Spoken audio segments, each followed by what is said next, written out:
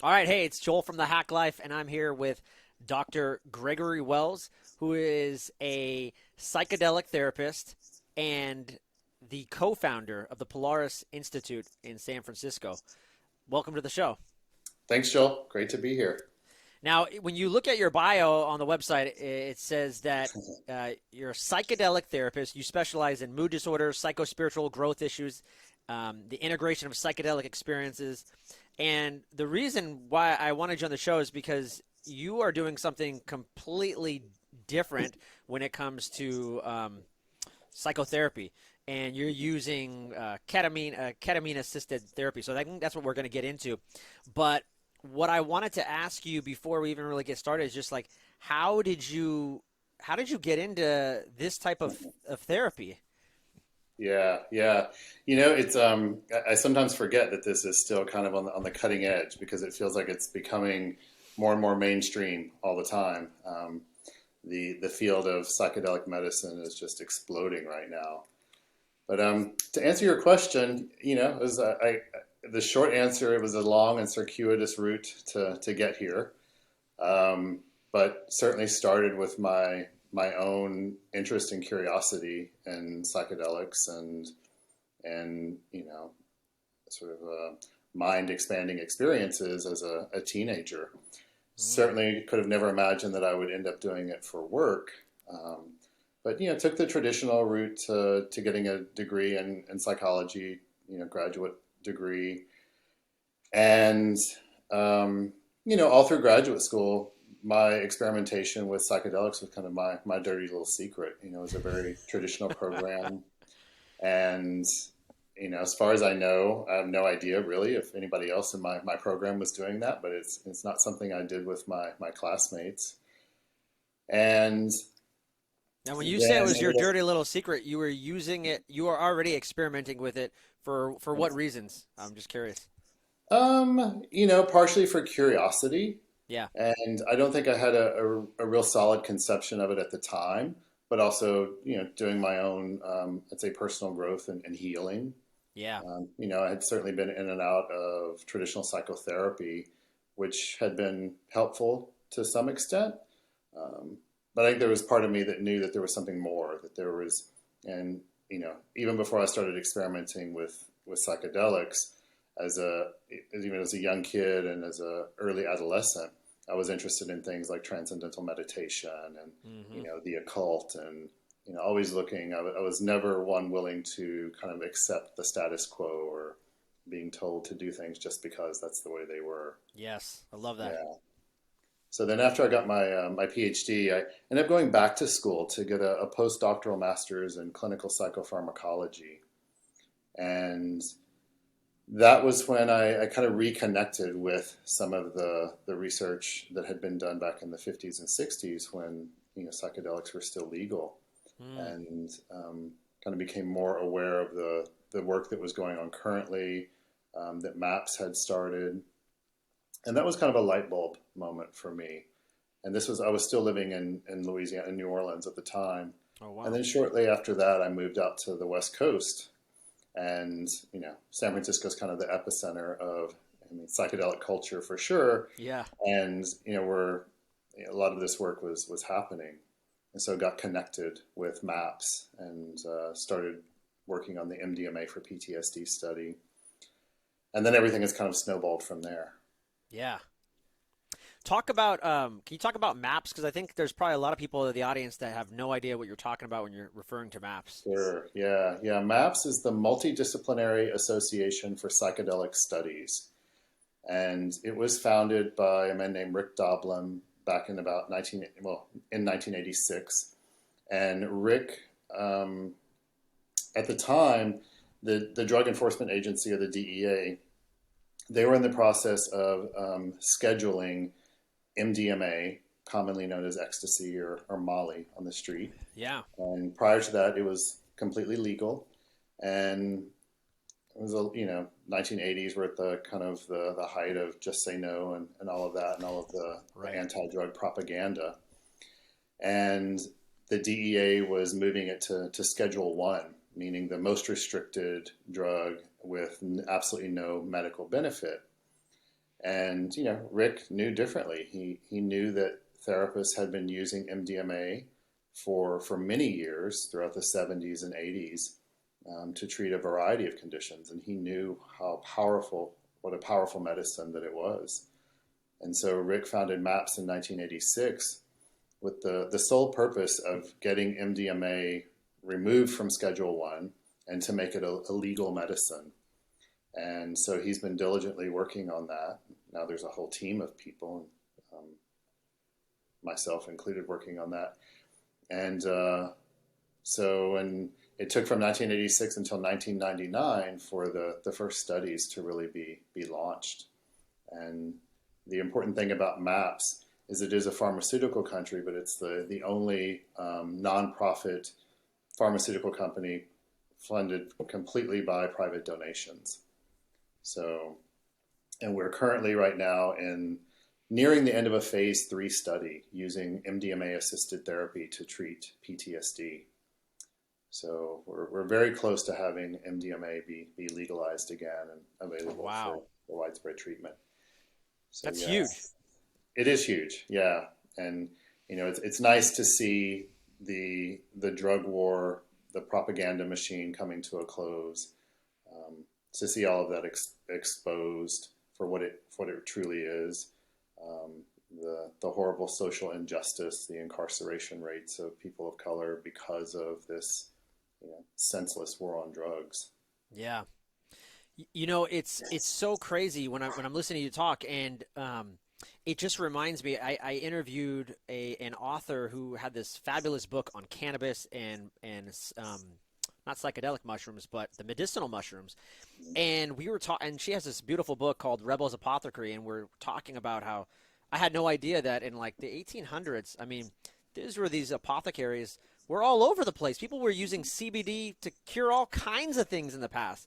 Yeah. And it just blows my mind that like now we're finding out like CBD is like new. It's like this is a new thing. It's like, no, it wasn't. People were using this in the like the mystics and the shamans. Thousands of years ago. Yeah. Everybody knew about this. And it really upsets me that I see the giants like Big Pharma, let's face it, who like burn the books is what I've learned. They burned the books and they said, hey, we're going to start taking drugs so we can make a profit. That's what it's all about.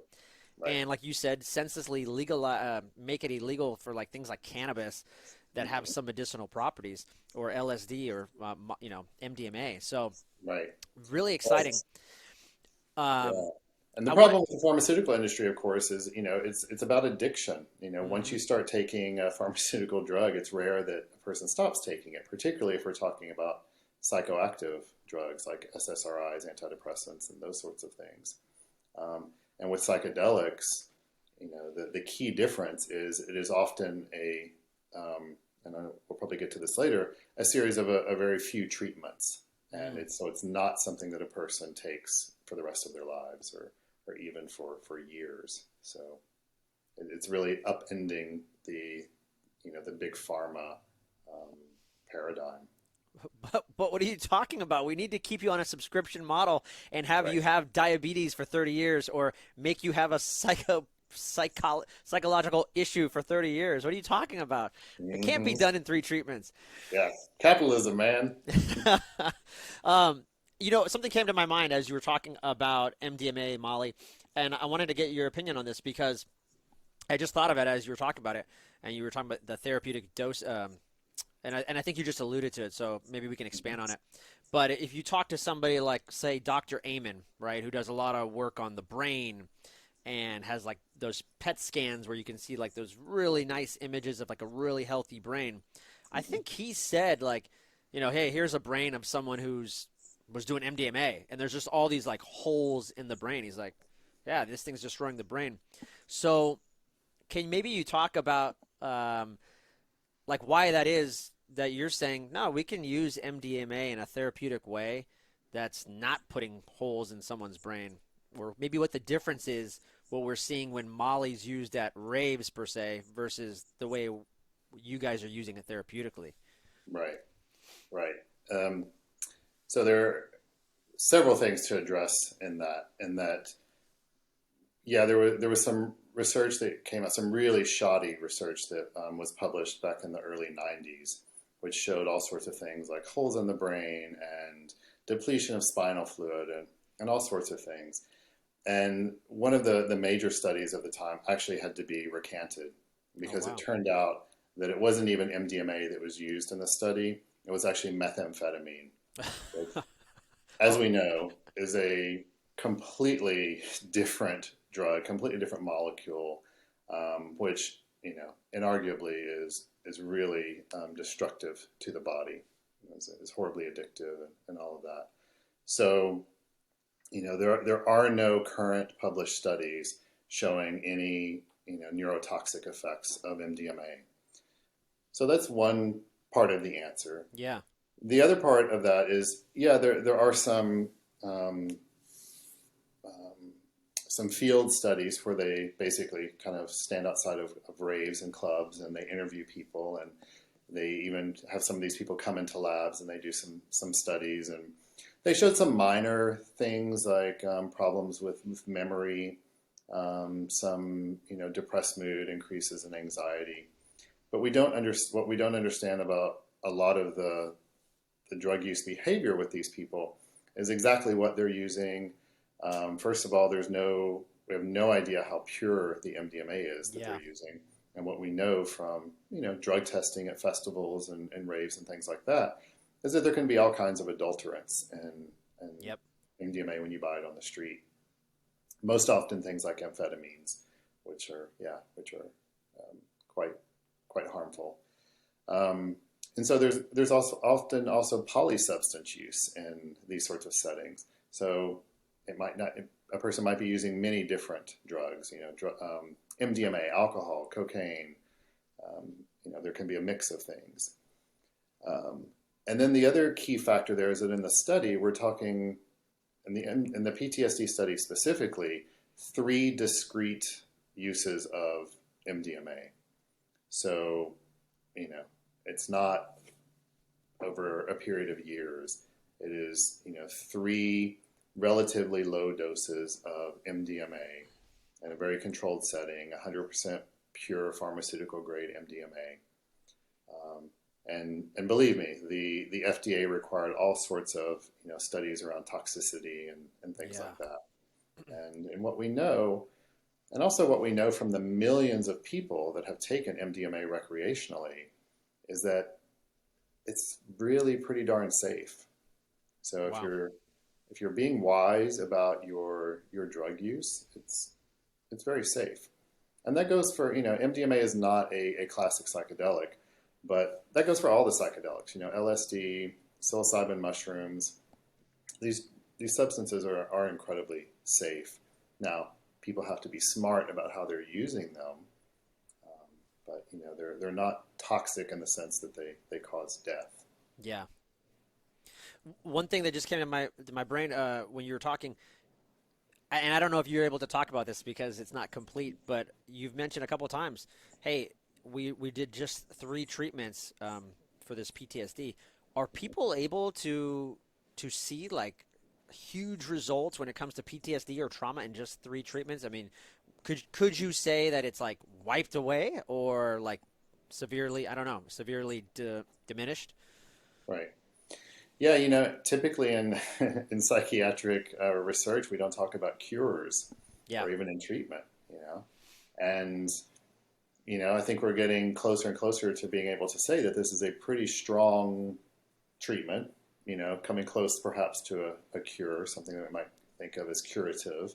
Yes. I think it's important to also say about PTSD is that I don't even like to say that it's a disorder. Nice. I like that. Because it kind of implies that there's something wrong with the person.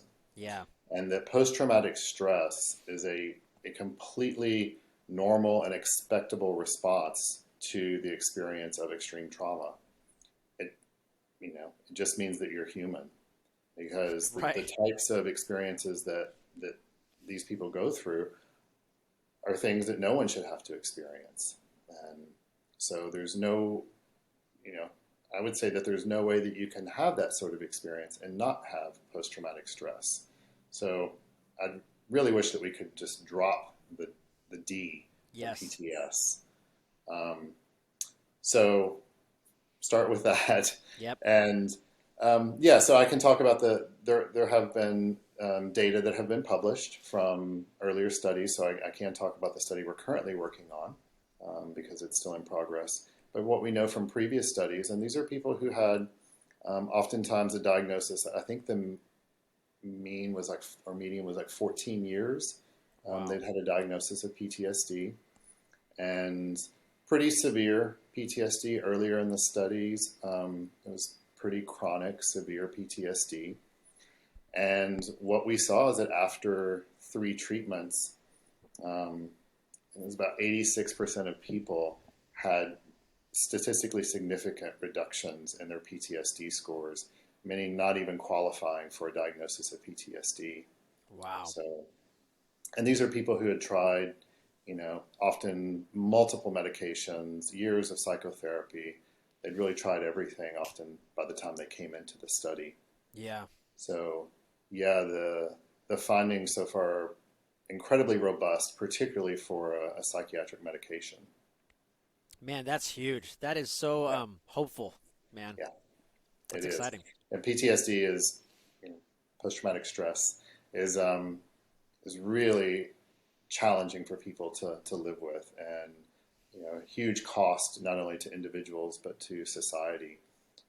Just looking at the number of veterans in the VA system who have PTSD, I think the cost is somewhere around 1.3 billion or something like that, and disability benefits that are paid out by the VA. Wow. Incredible. Yeah. So let's talk about what you specifically do, which is ketamine assisted therapy.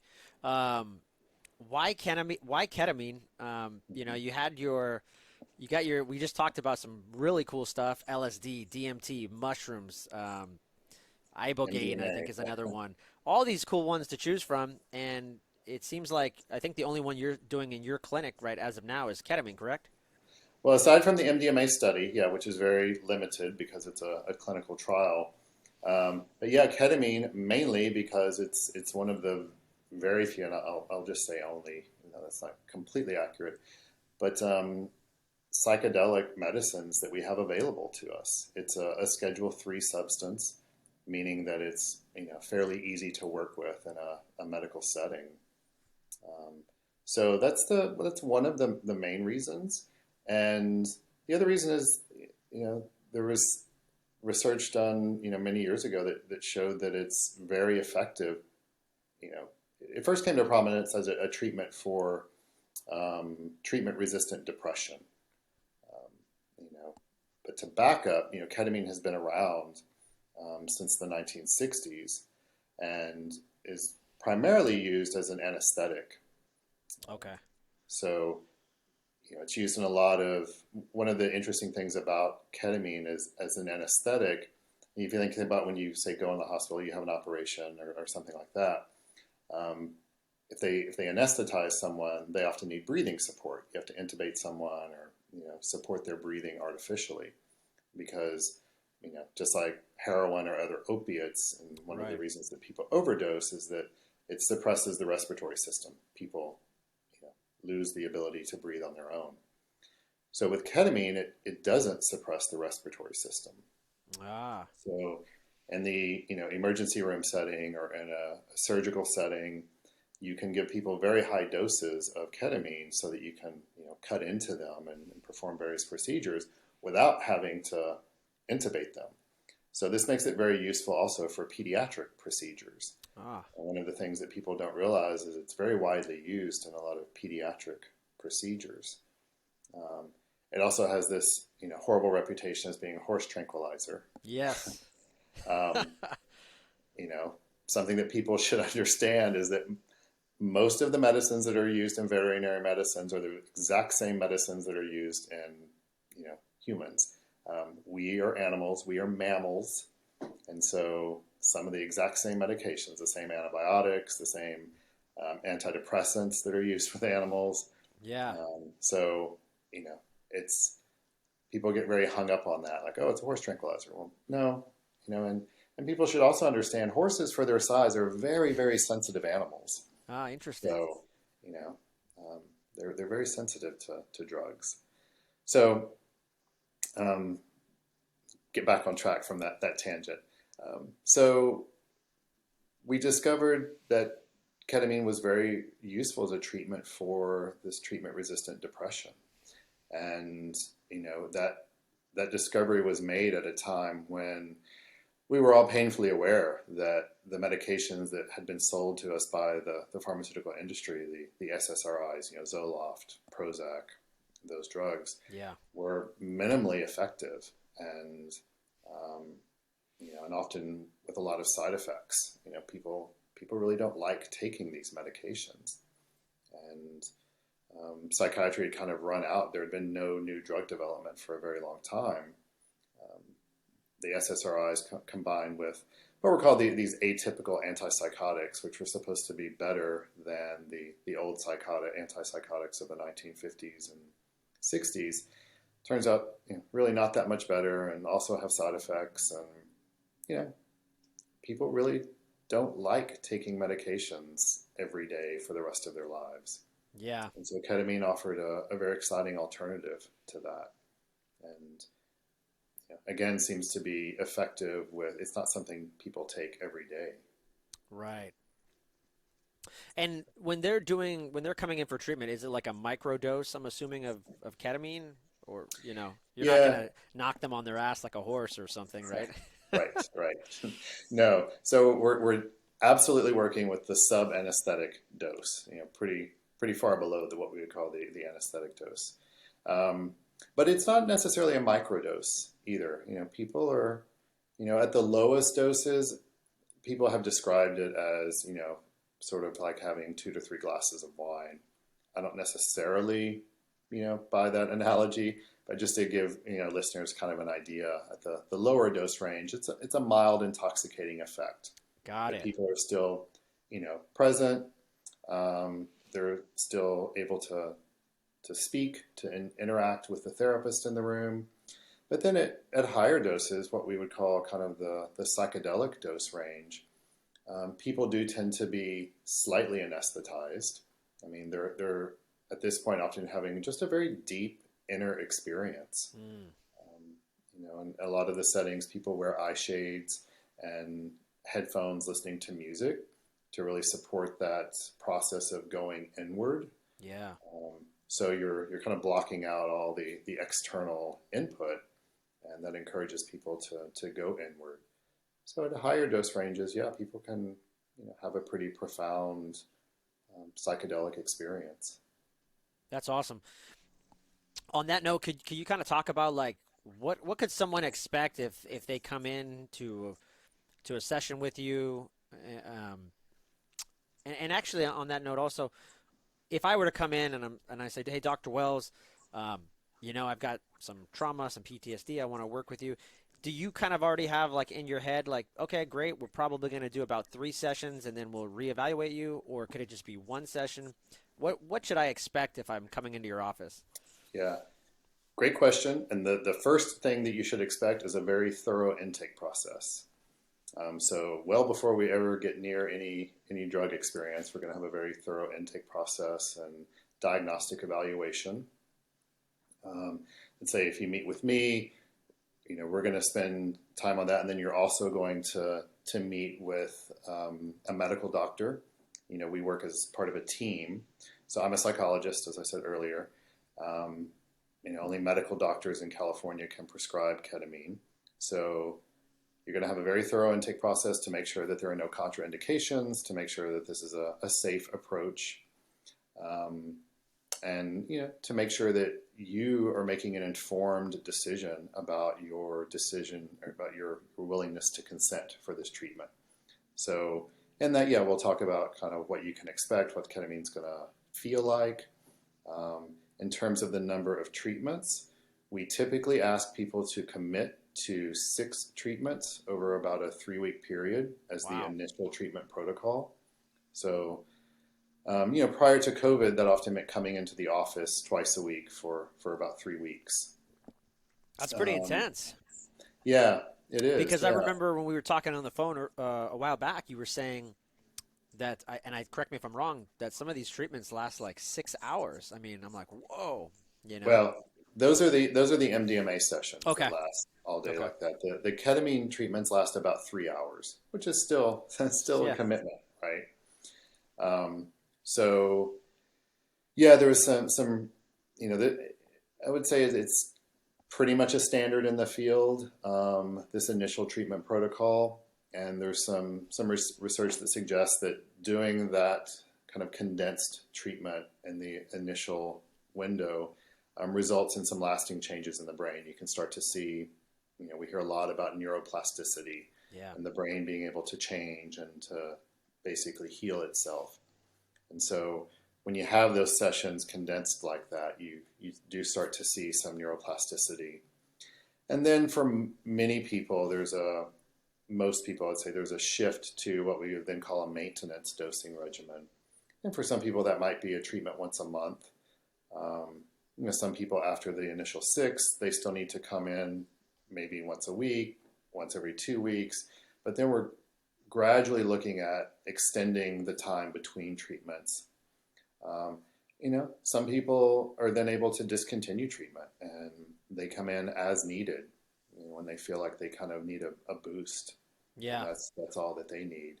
And it really depends on, what a person came in with, whether it was PTSD or this treatment-resistant depression we talked about, if it's a person with a lot of suicidal thoughts and kind of behavior in their lives. So there can be a range, and the ongoing treatment protocol is going to be dictated by, the not only the symptoms that a person reports, but also their quality of life. Yeah. To me, that's really what it's about. Is what's your quality of life? How is this improving your quality of life and supporting you and the things that are important in your life? Yeah. That's great. Now, for like a 3 hour session, I come in. Um, is it? Would you say it's like a typical therapy? I've gone to therapy and I think it would be categorized as cognitive behavioral therapy. Mm-hmm. It's great. I enjoy it. I get a lot out of it. Is there a lot of dialogue between you and the patient, or like you said, there's times where we're listening to music, we have like some kind of eye mask on, we're moving inward. Maybe there's some kind of breathing protocol going on. I don't know. So yeah. Sound like you've been there before. um, there's a couple of different approaches. There's, from the psychedelic research literature from, back in the 50s, there's a term called psycholytic therapy, which typically refers to a little bit of a lower dose substance. Many of these studies, it was lower doses of LSD and combined with talk therapy. So the medication kind of lowers a person's defenses and allows them to access, painful material or things that they've been resistant to, and also things just sort of naturally come up. And the person is able to talk about them and engage with the therapist. So often we start someone at this lower dose range. We never bring someone into the clinic and immediately hit them with a high dose of ketamine. We spend a lot of time preparing people, talking about what to expect, and then we kind of ease them in. Some people might stay in that lower dose range. And so then it looks a little bit more like talk therapy, but the person is lying on the couch. We have, it's a very comfortable, very home-like setting, I would say. And there's music playing in the room. They don't have headphones on so that we can engage, but they are wearing the eye shades. And there's likely to be periods of silence where the person is having an internal experience, and then periods over that sort of 3 hour window where they're engaging with us. And I want to be clear that the sort of the main drug effect or the peak drug effect doesn't last 3 hours. That 3 hours accounts for the preparation time, the time that it takes to take the medicine and get it into the person's system. The peak experience lasts about 45 minutes, maybe an hour. And then there's time on the kind of the tail end of that for more interaction and what we call integration, the beginning of the integration process, Yeah. to kind of talk about what happened and and then planning for where we go next. So, and then when we move into the higher dose ranges, there's less of that verbal interaction. People are having much more of that. It's should have mentioned earlier, ketamine is a dissociative anesthetic. So by dissociation, we mean that there's kind of a stepping outside of the day-to-day reality. So people are having that, what we might consider more of sort of a classic psychedelic experience. They're going on a journey. We use the word journey a lot. Interesting. You're taking this inward journey of discovery and exploration. And so part of that preparation is really orienting people to this idea of curiosity. Doing this sort of work is really all about curiosity and exploration. And the more curiosity that a person can cultivate, typically the better the experiences go, and might even say the better the outcomes. Yeah, I can totally see that. I mean, if you're more open and you're allowing this to go through you, I mean, you have I've done a RIM session. I forget what it stands for, and it was really powerful. I felt like the more now RIM, it had no psychedelics. Do you know what a RIM session is? I forget. I don't think so. It's that's the acronym, Uh-huh. and it was really powerful. But it had nothing to do with psychedelics. But yeah, like you said, I mean, just being open and allowing to really just be open to the journey. I mean, you get so much Exactly. out of it. Yeah, there's a wonderful book about MDMA therapy called Trust, Surrender, Receive. And, I remind clients of that all the time. And the more that you can sort of connect with those three words, the better the journey goes. Yeah. It's really great advice. I mean, really good advice for life in general. Yeah, even without psychedelics. Exactly. Yeah. What are some things like people are saying to you after a journey or after a 3-hour session? Sometimes, wow, that was weird. Heard that a few times. There can be a range of things. Sometimes people are excited by what they've experienced. As we tell people, be prepared. Sometimes on the coming out of an experience like this, whether it's ketamine or ayahuasca or MDMA or psilocybin, is that it's kind of like, returning from a journey, and a person might be exhausted. Yeah. They might feel really tender and vulnerable. They might be a little bit disoriented. And so this is one of the reasons that we think it's really important to have a therapist there in the room with people at all times. One, to kind of welcome them back and to kind of help, hold them and to provide that space for, staying in the experience.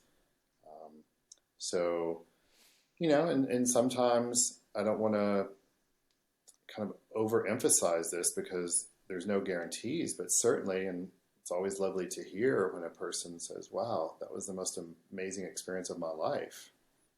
Yeah. Occasionally we do hear that. And so there can be a range of things, and also I'll say with ketamine in particular, for reasons we don't fully understand, there are times when a person comes back and says, I have no idea what to make of that. And, so we also, this goes back to the trust, surrender, receive part, is that, okay, but nonetheless, we trust that this is still part of the healing process.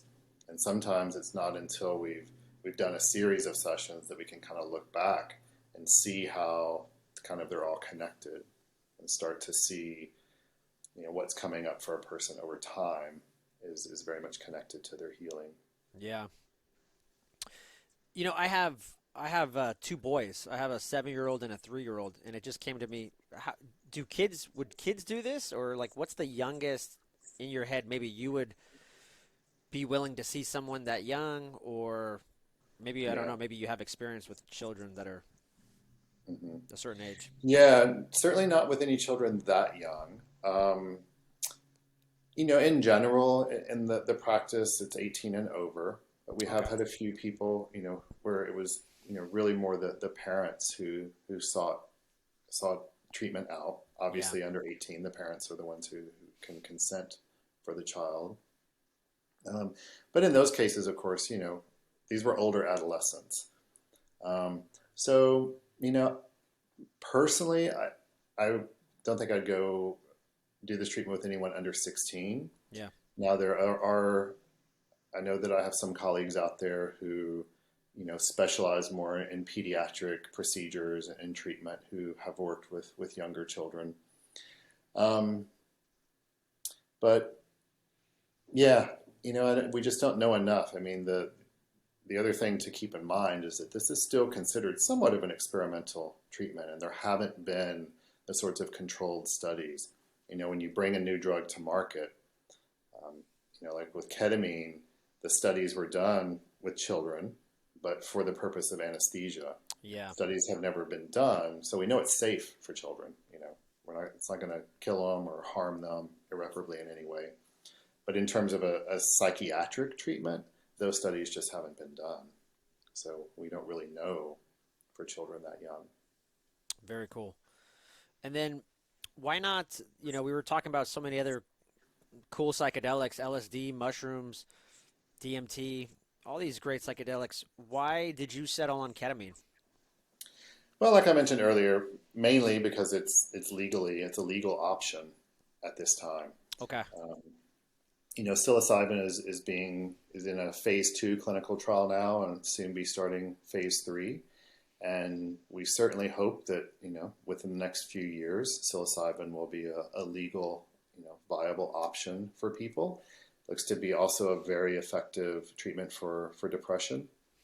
Um, LSD is a little bit behind, particularly in the United States. There's so much social baggage with Yeah. LSD because of, um, you know, the way, we learned a lot from the 1960s, Yeah. but there's still some fallout from that. Now, a lot of us agree that LSD is a very powerful treatment and will be important to kind of bring back into the pharmaceutical fold. It's just going to take a little while to get there. There is some clinical research going on in the UK with LSD right now. We know it's safe, we know it's effective. Um, but I will say, there are certainly therapists out there and non-therapists, facilitators and guides who work with these and have been working with these substances, forever. I mean, Yeah. as long as they've been around. It's just, the field of clinical psychiatry is much further behind. And we had this 40-year dark period where no research was allowed. I mean, when you think about it now, it's kind of hard to wrap your head around that research wasn't even allowed. Yeah. These drugs were considered so dangerous, which there was no science to support that. It was pure propaganda. Huh. Kind of reminds Um, me like right now. yeah, right. Yeah. So, and not to get too sort of esoteric about Yeah. it, but when you look at where we are as a global, human race and what we're going through, it seems fitting that these powerful transformative substances are kind of coming back online. And you have things like, ayahuasca, which was contained in the Amazonian jungle for thousands of years and Yeah. is now spreading around the world like so fast, incredibly healing. Things like Iboga, which existed in very small parts of Africa for hundreds or thousands of years and is now, one of the most sought after treatments for substance abuse. And so, who knows why, perhaps, but the fact that these powerful substances are really have the potential to do a lot of healing and who knows, heal not only what we consider psychiatric disorders, but perhaps, heal the planet. Yeah. I love that. Last question about the about the appointment. I would be remiss if I didn't ask because my mom watches my podcast and she said, Joel, you didn't ask how much it cost for a session on my last podcast. So what's a typical cost that people can expect for ketamine-assisted therapy? Yeah, and people can also go to our website, polarisinsightcenter.com, and the fee schedule is there. And I will say, yeah, it is a pricey treatment. It is labor intensive. Like I said, these are 3-hour sessions, Yep. and the therapist is in the room with you the whole time. We also have, medical professionals on site, so there's a lot of staff to pay for. But a 3 hours, we didn't really talk about this, but there's a couple ways that we work with ketamine. An oral dose lozenge, and then there's an intramuscular injection. Are the two different ways that we work with it. And the 3-hour sessions with the lozenges are around 900, and then the injections are 1,200. Okay. So a lot of people start with lozenges, and right now, because of COVID, we've had to pivot. We stopped doing in-person, in-office work for a long time, and all of it is happening remotely. Yeah, talk about that and talk about Yeah, how it's still you're getting still amazing results and you're still able to do the same thing as if you're doing it in person, right? yeah, and I have to say, I myself was a bit surprised by that. I wouldn't have necessarily predicted that, and I wouldn't have chosen to go that route had it not been for COVID. Um, you know, it's still ideal to be in person. There's just, I think you can't beat it. But Yeah. what we've learned is that doing remotely, we're able to meet the needs of a lot more, larger number of people. And so we decided to experiment with that when COVID hit, and the results have been great. Now, many of the patients will say, when can I come in the office? I really want to come in the office and do this. So, for some people it's great. For other people, it's kind of a stopgap measure until they can come into the office. So, again, there's sort of individual variation there, Yeah. and who it's right for. And I mean, there are certainly some patients that we feel like are, maybe symptoms are too severe and it feels too risky to start this treatment until we can have more face-to-face interaction. Yeah. So, we're very careful in how we screen people. But yeah, so, it looks like a 3-hour Zoom session. Yeah. The lozenges are mailed to the person's home.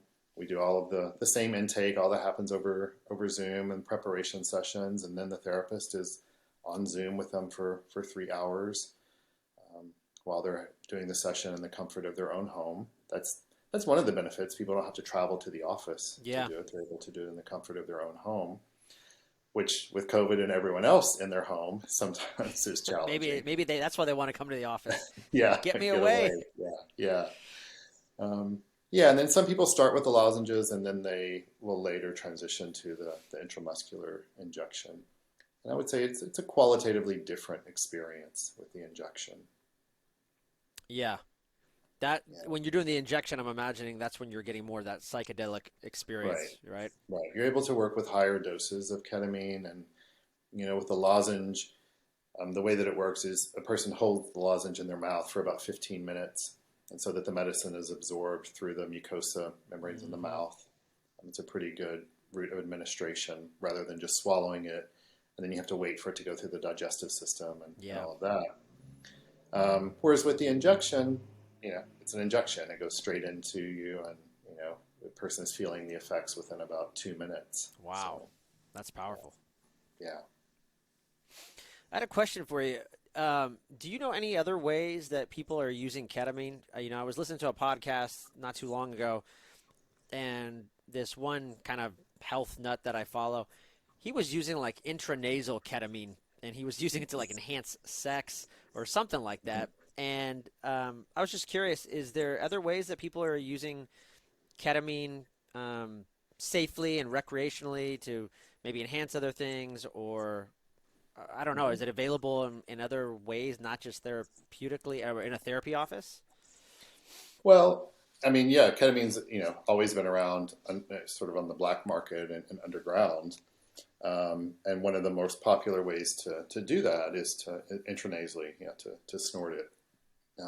In the aside from the lozenges that we have made at a compounding pharmacy, most ketamine comes or a lot. One of the most popular ways it's manufactured is in liquid form. So it's very popular on the street if people obtain the liquid form to then dry it out, and the result is a powder that people use. Now, of course, I can't condone any of that for self-treatment Yeah. but in terms of I fully support people's options to do with their bodies and their minds what they wish. But as far as an enhancement for sex, I find that curious. I'd love to hear about this. Yeah, But and now that I think of it, he intranasally used ketamine and I believe oxytocin. oh, So okay, obviously, we all know that oxytocin is like the hug molecule, the yeah, love molecule, right? You feel hmm closer to people when you have more yeah, oxytocin, and you can generate that hormone just by hugging each other for, I think, like you hold someone for like 13 seconds and you hmm start to generate oxytocin. But yeah, yeah, when I heard him say that, I was thinking that's interesting because I mean he's one of those biohacking guys who likes to experiment on himself and do all kinds of weird stuff. But I was thinking, man, ketamine, it seems like it would desensitize you a little bit, but right, I don't know. So that's why I was like, you know, yeah. Yeah, I mean, certainly there's some clinicians who do couples therapy with ketamine using the similar model that we do, and so it can certainly increase like intimacy in terms of emotional connection and intimacy. But yeah, there is this anesthetic effect. So in terms of arousal and yeah, sort of like genital stimulation, I right, find it yeah. peculiar. Yeah, it would be a fine line there because if you go over that line, you're going to have any feeling or sensation. Yeah, it's like Um, almost like he's doing a highball, right? He's like yeah, I'm taking right. oxytocin to like generate this love, but then I'm taking ketamine to like, it's like, why not just take Yeah, nothing and enjoy the moment? I don't know, man. right, right. But in terms of other uses, yeah, ketamine, from the psychiatric, sort of range of symptoms, we talk about depression, PTSD, um, some effectiveness with anxiety as well.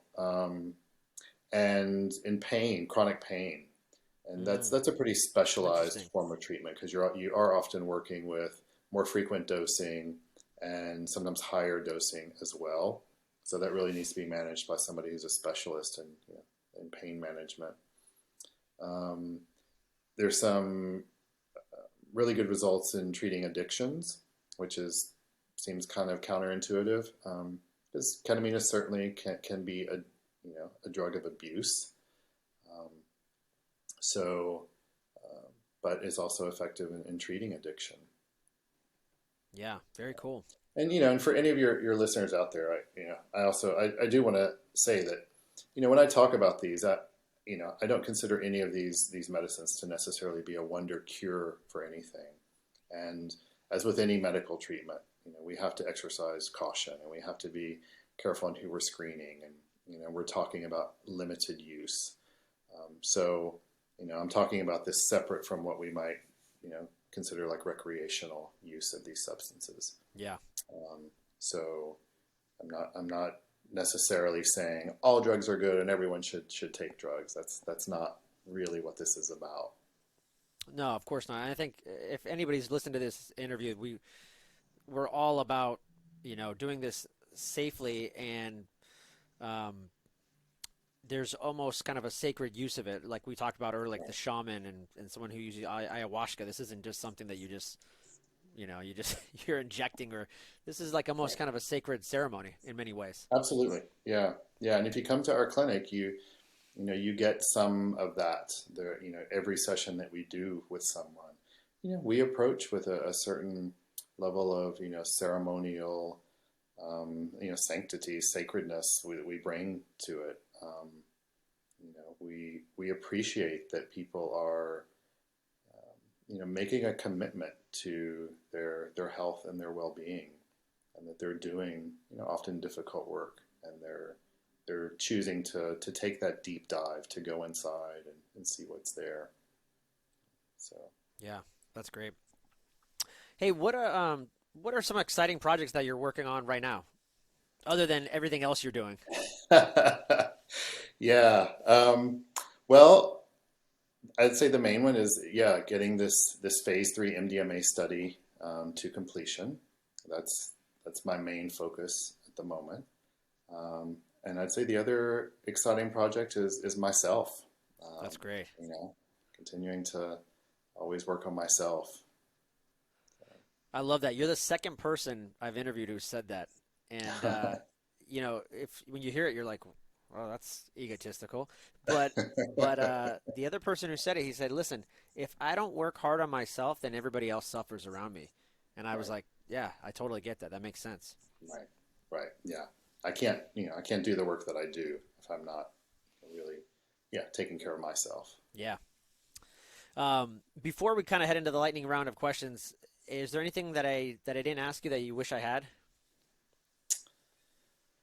Um, we didn't get to Iboga Oh yeah. or Ibogaine. Yeah. So, and there's another, say there are two molecules we didn't talk about, Iboga, Ibogaine, and another exciting one called 5-MeO-DMT. You mentioned Yes. DMT. Now, There's a that's like the toad molecule. Is that right? Is that what I Yeah, was it comes referred to from as? Okay. the Sonoran Desert toad. Yeah. Um, so just say, both of them are very, very powerful, exciting medicines. Neither of them are really being well studied at all at the moment in the U.S. And hopefully we'll be moving there soon. We know that Iboga is incredibly effective for opioid addiction and meth addiction, Yeah, but it's from what I also understand from Iboga is that people are getting amazing results after like one treatment, and there's no withdrawal symptoms. Is that correct? right. When people have what's called a flood dose, meaning a very, very high dose of the medicine, um, it seems to do an amazing sort of rewiring in the brain. And so people who are coming off of heroin, for example, Yeah. don't go through the detox and the withdrawal that they would typically experience. So they're often able to, they don't have to go on methadone, for example. They go to an Ibogaine treatment clinic. They spend sometimes a week there, sometimes longer, and do, you know, one to a few Ibogaine sessions, and and then are able to, go into recovery and maintenance. Now, again, it's not a silver bullet. If a person goes right back into the living environment that they came from, chances of relapse are still high. Um, but if people we have the success rates seem to be much higher than the usual types of treatment programs that are offered in the U.S. It's incredible, man. I remember reading about that, and it just blew my mind. I live in San Francisco. I've been I've been around many heroin addicts and Yeah, had conversations with them, and it just breaks my heart to hear something like Iboga is out there and could really help these people that are, and it's a plant. and it's a You plant. know? I mean, Yeah, thank you. And it's like I'm watching these people suffer, and I can't imagine. I mean, thank God thank God, like I didn't get on heroin because I can't. It's got to be tough. And then yeah, the withdrawal symptoms. It's like even if they want to get off of it, I know some of them have told me the withdrawal symptoms are just so yeah. devastating that it's just hard to not to Right, do it. So yeah. right. Yeah. All right. Are you ready for the lightning round of questions? Let's do it. All right. Hey, if the old you could see the new you, what would the new you say?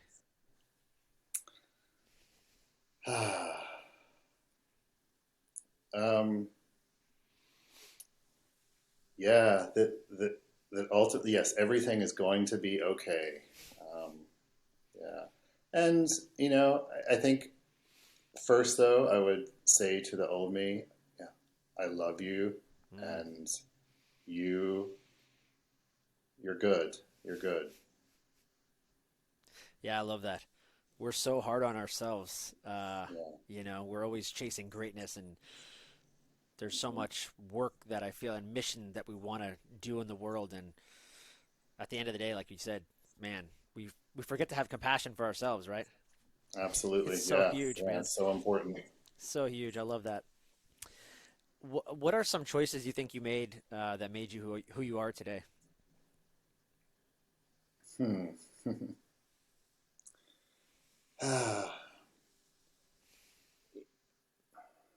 I think I made some good choices with friends, the people that I chose as my family, that support me.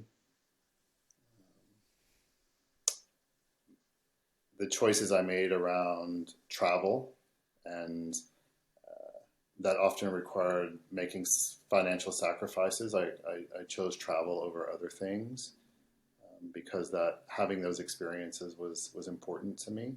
Yeah, And education, choosing to be a learner. yeah. Have that growth mindset, right? Yeah, and I don't I'll say school was not always easy for me, and was not a straight A person, straight A kind of person. Um, but choosing to stick with it, and to figure out my way of doing it that wasn't necessarily the prescribed way. Yeah, love it. Anybody in the health or wellness world or the psychotherapy world, your world, is there anybody that you follow or who inspires you? I'd say all of the kind of the elders who've taught me, and so like one big person in the field, one of the giants is Stan Stanislav Groff, Grof. yeah. Yeah, even though I didn't train with him directly, but he's been a huge influence. Um, the people that trained me, Annie and Michael Mithofer, who work on the MAPS MDMA study, they continue to be wonderful influences. And then honestly, it's the people I work with, and the clients who are often the best teachers, who who challenge me, inspire me, keep me showing up every day. Yeah, that's so good. Um, I'm a big reader. Uh, is there like 1 to 3 books that just come to your mind that that you'd recommend someone read that had a huge impact on your life?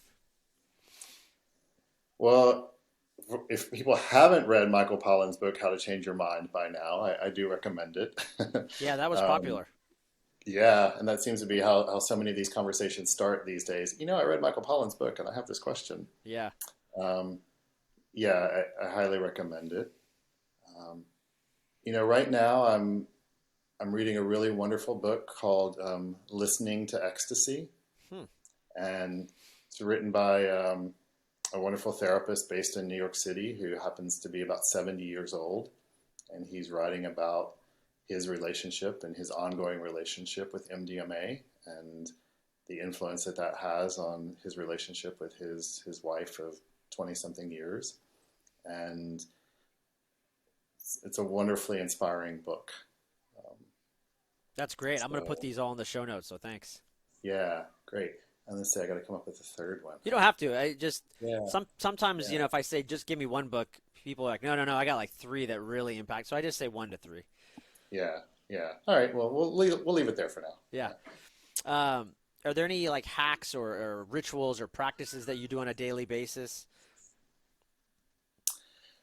I'd say probably the most impactful is gratitude. Yeah. Is and some days it's a formal practice, and some days it's more informal. Yoga and meditation, absolutely, and you know, I'm I'll like so many of my clients say, I'll say I'm horrible at both. Um, but, but when because I'm horribly inconsistent, but when I do them, when I show up and do it, um, yeah, it's the the impact is undeniable. Um, That's great. I want you to finish this sentence. 2020 is just, we're 2021 now, but still 2020 was just such a tough, tough year for everybody. 2020 was the greatest gift because why? yeah, this one's an easy one. I'm so grateful um, for the opportunity to slow down. Mm. 2019, I was going a million miles a minute with work, and 2020,